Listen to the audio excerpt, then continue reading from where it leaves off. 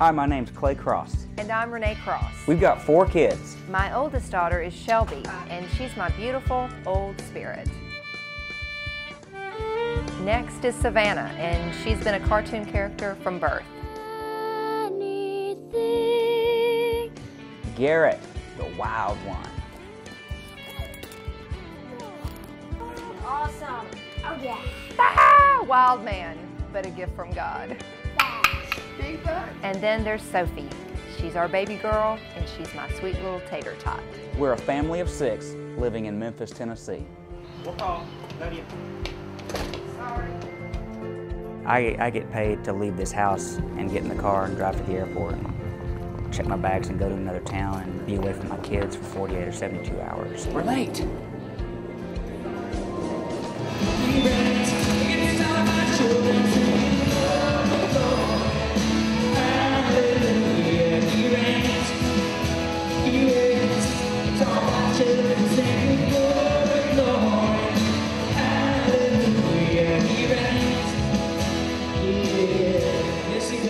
The hardest part of what we do is me leaving my babies.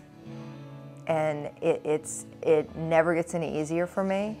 Once I'm out there and I'm doing what we're supposed to be doing, there's a peace with that. Still missing them, but the minute we're through, it's like my head, my heart, I just start leaning towards Memphis. The whole time we're gone from them, we are thinking about them, praying for them, on the phone with Aunt Jenny. How's it going? Incredibly blessed to have my sister. She is a huge part of our ministry because she takes care of the kids while we're gone. It doesn't matter if we're gone for 1 day or 3 days. It's every kid has their own suitcase, toothbrushes, clothes, outfits, make sure clothes for Sunday morning are pressed, because I try to make the process for Jennifer as easy. Everything's lined up for this is what they need, this is what they need, this is what they need. Good days and bad days. Sometimes we're peaceful and it's going smoothly, and then some days everybody's fighting, chasing each other around the house. Garrett, listen. There's this little boy in China who the authorities over there are really wanting to be placed in a home in America that will encourage the creative arts. He was in orphanages and foster care for those 7.5 years before we adopted him, and just bounced around to different families, different institutions. Nowhere in me was I prepared for that little man. I was shocked, big time. I didn't even know who they are. I was just shocked. I knew they were my parents, but I didn't know who they are. He is unlike any human being I've ever been in contact with in my life. He will be a leader. What I struggle with is, okay, what will he be a leader in? There's leaders in prison. There's leaders in psychiatric wards. There's leaders in crime. I know this is dangerous. I got sent to the capital of China named Beijing, and I performed there, and I have challenged my victory to all these other kids performing, and I won. And I got this trophy that they didn't really let me take it here. They wanted to keep it there to remember me, but I won that thing out of all these other kids, like 5, 6, maybe even 10. And I won.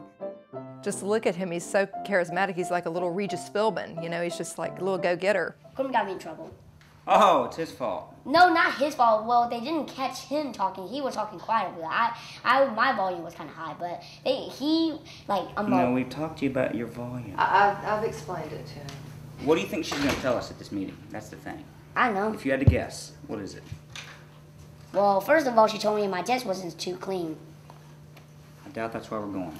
And I'm losing something. I'm losing stuff here. You're losing stuff. I gotta get more organized for sure. Garrett's going to be something so great one day because his personality is awesome. I love his personality. Right now what I'm working on is the time and the place for it. Just examples. One day he threw a paper airplane in the cafeteria. And that's just, and he tried to justify it. He's like, well, Miss, I think it was Cockcroft. She said we could do that in our free time. And I was like, no. And then he eventually, And he's the spin master. We have had a conversation with him before where we're like, Garrett, we just feel like you don't want anyone to tell you what to do. There is some opposition, right? And how he responds to that is, you're right. Szymanski. You got some splaining to do. I know in the grand scheme of things, him making a paper airplane, throwing it in the lunchroom is not a big deal. Him blurting out in class when he's not to is not a big deal. But I know this. I've never sat in class with him, and I know it never stops. And I know his teachers look at each other and shake their heads. I know that. So I have to keep telling him, look, buddy, you have to cool out. You have to chill out, man. You're too tightly wound. You're the hardest kid for your teacher. I can make myself feel real good and think he's going to mature and everything's going to slow down. He's going to get it and he's going to carry himself in a better way as he gets older. But part of me wonders, will he?